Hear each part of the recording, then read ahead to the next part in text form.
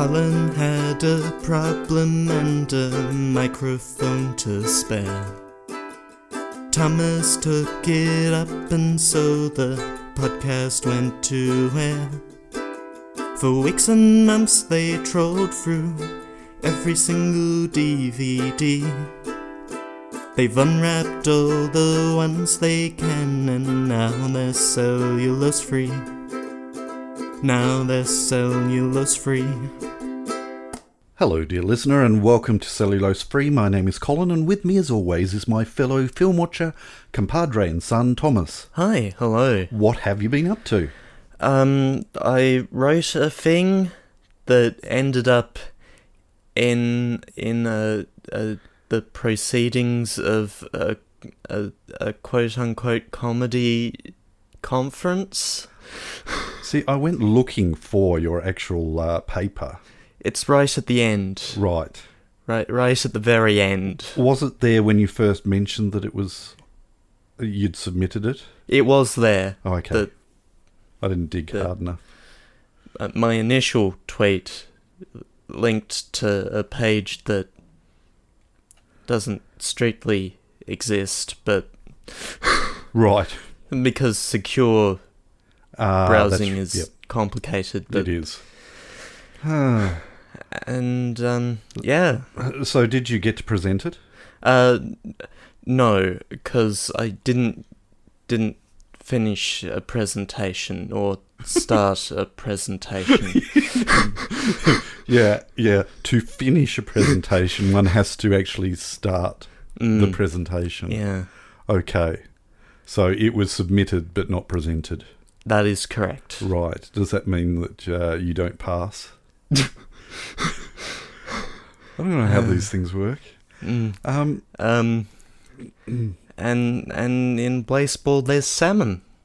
There is. There's salmon now. Salmon chanted evening. And that salmon causes time travel? Of course it does. 'Cause it swims upstream? I thought they were on hiatus. They were for the past 2 weeks. Oh, and okay. those 2 weeks have elapsed. Wow, that's a very short hiatus. It's a 3 on 2 off schedule. That's almost as short as our hiatuses. Or is it hiati? What is the plural of hiatus? Breaks. Good. Thank you. What have I been up to? I'm glad you asked. I've been up the roof, cleaning out gutters. Mm-hmm. And gee, it was mucky. I mean, our roof does not have any trees directly above it, but my goodness, the gunge that was in those gutters. So hopefully it'll be flowing a little better in time for the bushfires. Oh, hang on. For the winter season. So our gutters don't overflow. For all that snow we get here. That's right. Torrential snow. Our gutters are ready. Well, at least the eastern side of the house's gutters are ready. Western side, not so much. I'm also under the impression that you spent a little time under the house. Well, I was getting the ladder out, which reminds me the door is still open under the house and I have to put the ladder away. So don't let me forget to do that. That's what the alarm was for, which you weren't present for earlier. Right.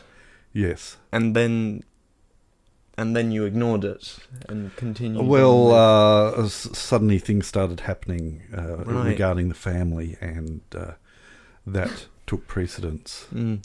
Yes.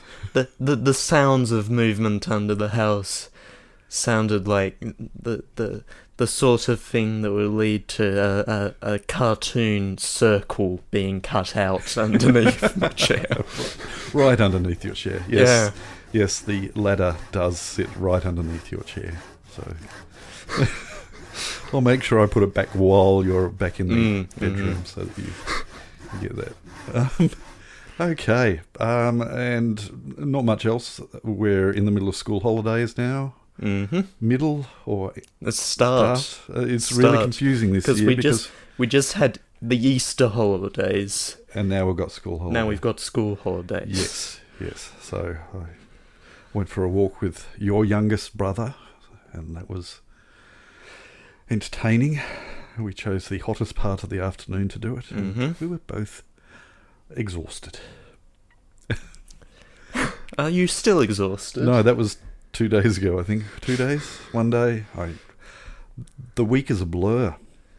Yes, my whole routine is shot to pieces with kids home. So the Baseball News Network, parodying The Onion, released an article recently titled "It Only Tuesday." Right, It Only Tuesday. But now It Only Wednesday. It Only Wednesday, and this will come out Thursday. It will. It only. If we ever get round to actually watching the film that we're going to be watching today, which is Jojo Rabbit. Indeed. Now, last week we failed to read any blurb concerning the film Jojo Rabbit because we don't have a physical copy of it. So we've bought it up on the annexed films on Disney Plus, where they, at least here in Australia and I don't know which other countries, have the Star. I feel like most of Europe, right? Possibly. Okay, it's where. So it's on Disney Plus, but it's a section of Disney Plus where they stuff all of their new acquisitions since acquiring numerous other film studios and other things that don't fit with the G to the sparkly clean Disney image. Yes, so it's actually on Disney Plus, wrapped up in a brown paper bag. So, and you've got to go behind the curtains at the back of Disney Plus to Canada, actually look at it. Western Europe, and parts of Asia Pacific. Okay. Do you feel like a part of Asia Pacific? Pacifically? Okay. So you have lost the right to a response. So that's what we're watching. I don't know.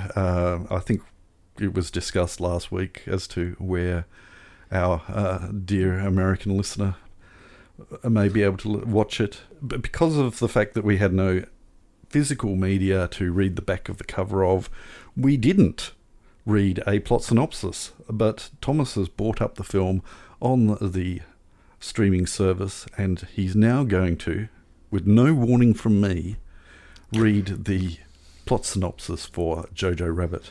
No warning whatsoever. I haven't been staring at it for the past That's right. 15 or so minutes. Note that I do it because I still struggle with Taika Waititi.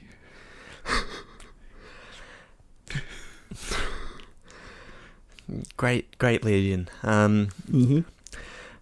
Acclaimed writer-director Taika.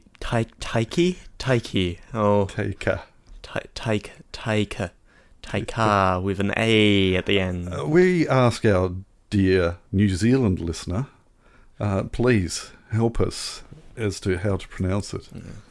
Yeah. Or Google. Going to take a brief pulling up an IPA reader. Ding, ding, ding, ding, ding. Oh no, Disney Plus has gone dim. Okay. It's now in line with our IQs. IPA reader. Is it going to spell it out phonetically? Make sure you have the volume up so that it's actually audible. Okay, so Taika Waititi. Let's pick an Australian voice. Taika Waititi. There we go. Right, not my problem anymore. So you're just going to insert that as you read? Mm-hmm. Okay, here we go. Acclaimed writer-director Taika Waititi. brings his signature humour and pathos to Jojo Rabbit, a World War II satire that follows a lonely German boy whose worldview is turned upside down when he discovers his single mother is hiding a young Jewish girl in their attic. Indeed. So that's what we're in for. I mentioned last week that I have seen this film. You have not. I watched it somewhere in the middle of the Pacific Ocean. Not in the middle of the Pacific Ocean. Over the middle of the Pacific Ocean in an aeroplane. I cannot remember how long it was because time goes wibbly wobbly when you're flying and trying to watch film and you've got a grumpy person sitting next to you. Well, you don't know. The runtime on the screen across from us says an hour 48. Okay. So let's not dilly-dally. Let's prepare ourselves to watch some Taika Waititi brilliance here, hopefully. And we'll catch you on the flip side. Turn to side B. Kia ora.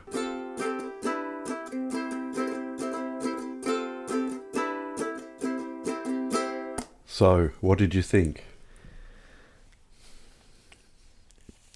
I enjoyed it. Mm-hmm. But it's complicated. It is a seriously messed up film, isn't it? It is, yes. And it is complicated. And I like it too. But it's complicated. It is. You're not supposed to like it, I don't think. Or you are meant to be uncomfortable liking it. Would that be a fair assessment? Sure. Well, that's certainly how I feel. And I remember watching it the first time, being on an aircraft, feeling like people were watching you, watching a initially looking like very overtly Nazi enthusiastic or irreverently. It's an irreverent film. It is. And yes, it was very uncomfortable sitting on the plane watching that. But it draws you in and you realise that you are meant to be uncomfortable. And Taika Waititi, I'm practicing. He is extremely manipulative in this film, making you feel very much a pulling of strings. You are not in control of how you're feeling in this, or at least that's how I felt, and it's extremely effective in that because it really jolts you. It's like being on a you've never been on a roller coaster, have you? I've not, no. Okay. Well, the original roller coasters were wooden, and they're notorious for jolting you around bends rather than being a smooth ride, which a lot of the more modern metal ones are. It's very much a wooden roller coaster ride that gives you absolutely no warning as to when it's going to jerk you in a particular direction. You just start getting comfortable with what's going on, and then suddenly it throws you. Again, at least that's how I felt. Yeah, it's a very weird film. There's questions to be asked about what is too soon for something so tragic. Absolutely. And I'm not qualified to answer such questions. No, and it's interesting because very soon after, there was a swathe, both the British and the Americans did comedy shows making the Germans look taking a satirical slant on it. You've got the Hello Hello, an English show, basically focusing on the French Resistance but the way that they, from recollection, I don't have a great strong recollection of the show, but the Germans are not terribly bright in that. And I'm just trying to think of the American show that was set in a German prisoner of war camp, and again, the Germans were not terribly bright in that. And it was very, very much played for laughs. And then that became... there was this sudden realisation, and it did really feel quite sudden, being hit with, you really can't joke about this. And for a long while, it was very much taboo to have any satirical view of the Germans during World War II. And so, again, this is how I viewed through my lens, completely ignorant lens. But this was very much a shock, but an effective one, I think, because it didn't necessarily make fun of the Germans as a people. It more made fun of in the way that only black comedy can make you realise the ridiculousness of the whole attitudes towards Jews and the whole Third Reich mentality. The Gestapo, that was biting. That was extremely biting. The scenes with the Gestapo. Sorry, I'm talking a lot. Yeah. And I'm quite sure that it was almost a homage to Wes Anderson. There's some very Wes Anderson shots in there. Shots and the colours, and again, that was totally respectful of, if that is indeed the case, and I'm quite certain that it is. It could only be told in a Wes Anderson-esque world, I think. Did he stay on the right side of safeness? I don't know. I do not know either. No. Would you recommend it to other people to watch? Ooh. All I will say on that is that I did enjoy the film. Yeah. Yep. And yes, I would say that too. I'm not sure how much of a warning that I had when I first watched it, but I cannot remember ever feeling like, no, I need to stop this. This is too much. So if that is any gauge of staying, he got very, very, very close to the line on many occasions, but the story that he ultimately told, I think, is incredibly effective, and he needed to tell it. Whether you need to hear it or not, I don't know, but he needed to tell it, and he did so incredibly well, I think. Looking through things, and some of the reviews came along the lines that maybe this is the wrong film for a time in which extremist nationalism is becoming... Well, yeah, look, I think the opposite. I think it's an incredibly important thing for us to be reminded of. And if he's if it's got to be done with biting black comedy, then so be it.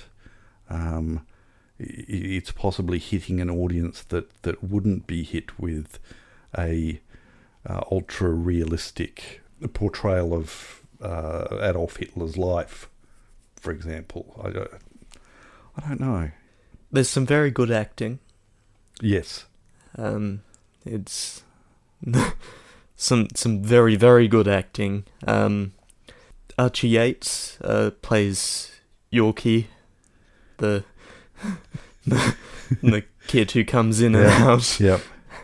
And that's just a very good, almost there but not quite.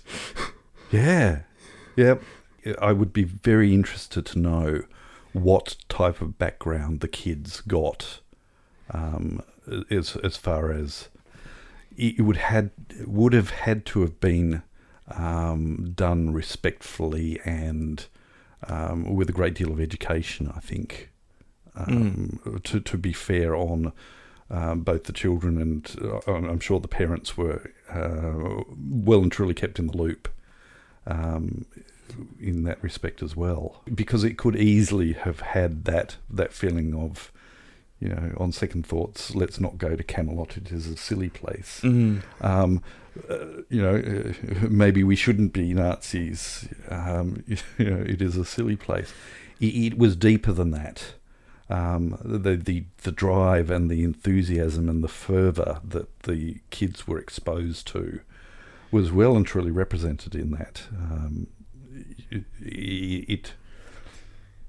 You realise exactly how easy it would be to have kids dob in their parents, for example, and that emphasis on Jojo being a good person and ending up being conflicted about that, even though his hero is Hitler. His mum is ultimately more important to him than that. But history suggests that wasn't always the case. So, Stephen Merchant is tall, remarkably tall. Is every time you see Stephen Merchant, oh, he's tall. Is he Welsh? Oh, English. Right, okay. English.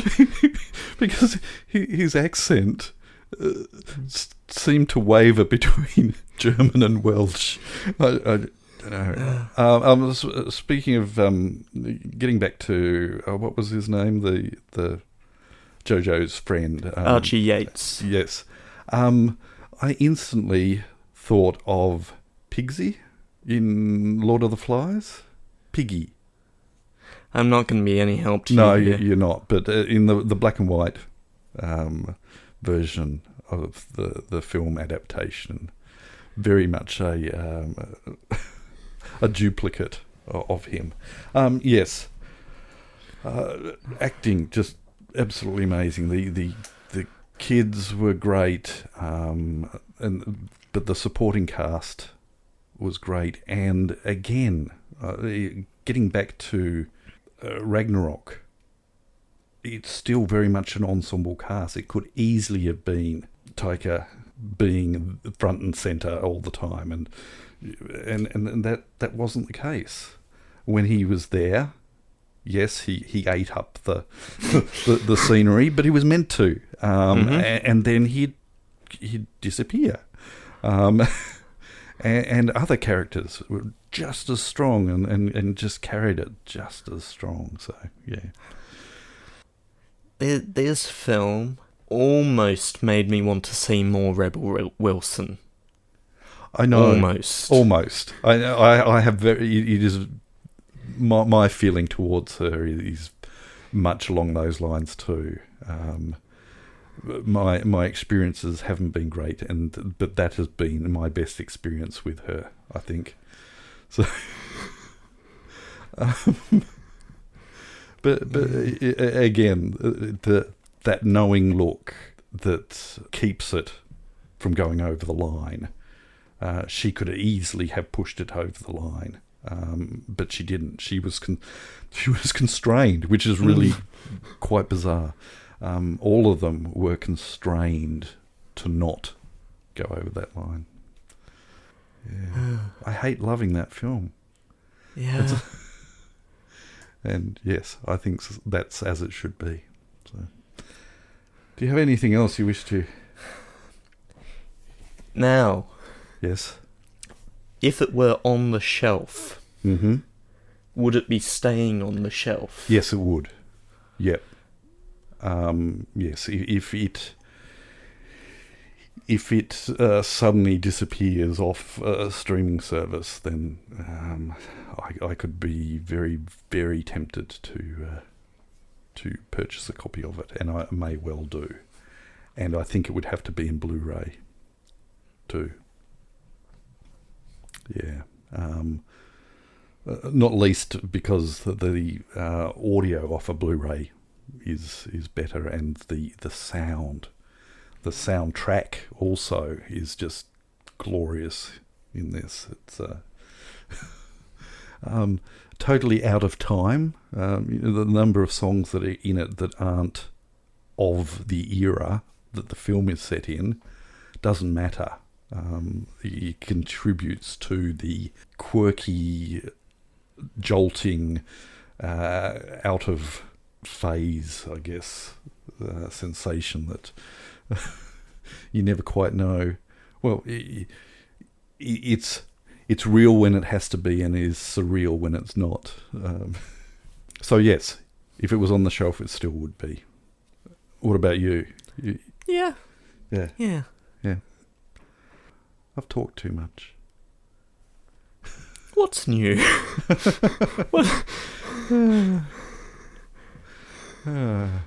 So do you have anything else to say? Oh, there's another You either cover everything I have, or I don't have anything, and it's okay.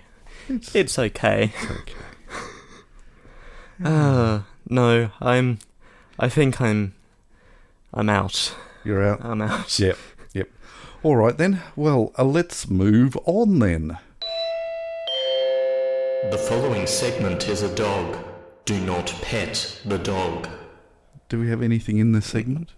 No. Good. No, unless there's anything unrelated that hasn't been brought up that needs to be brought up. No, don't think so.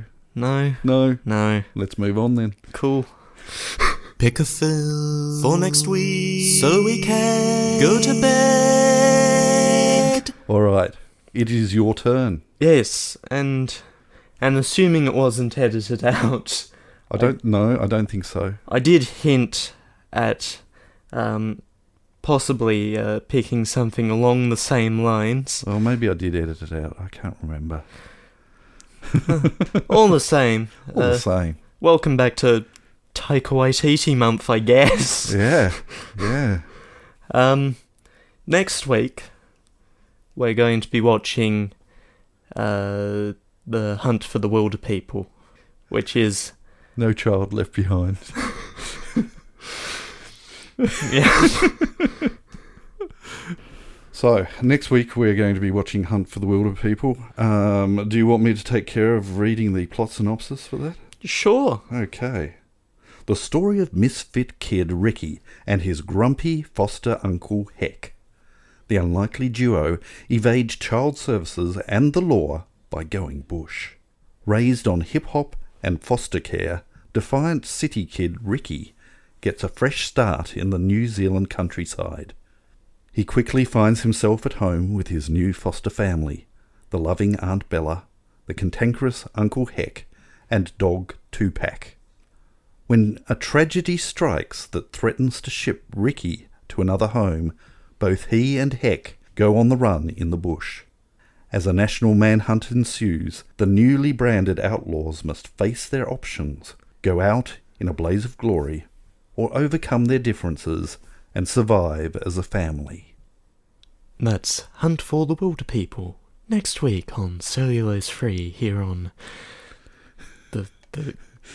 a network. On BBC 4.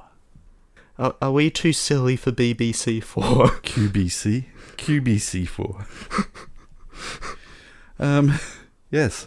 So, that's what we're in for next week. A bit more Taika Waititi. There's something. The BBC are thinking about possibly shutting down BBC4 and leaving it as an archival channel. Right. Okay.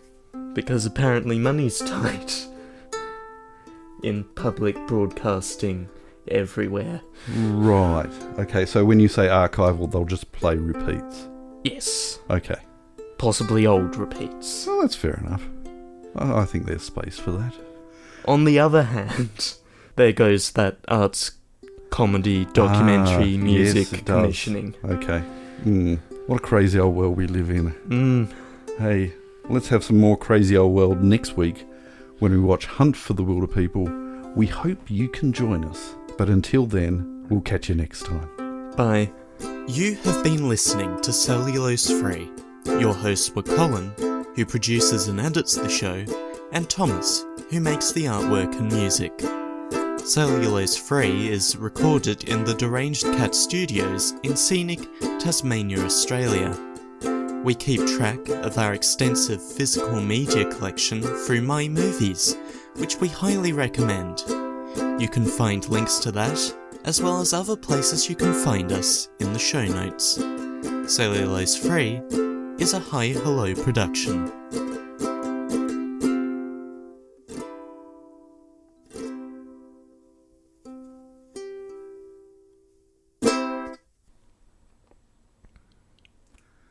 Still, I couldn't remember how to finish.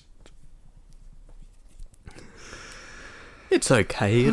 It probably doesn't matter. It doesn't matter. No one listens anyway. No. Statistically untrue. That's right. Statistically untrue. Actually, no, you cannot. We know that people download. It's like leading a horse to water. You can lead a horse to water, but you can't make them drink. I should pull up the YouTube analytics. Oh, okay. Yeah. 3 minutes. Because those have reasonable They do. view time. So in the last 28 days, 3.6 hours of watch time on the Hi Hello Productions YouTube channel. Okay. That's not engagement. Average view duration. In the last 28 days, 6 minutes and 58 seconds. Wow. So, therefore, if I edit this episode down to 6 minutes, then we should have 100% listening time.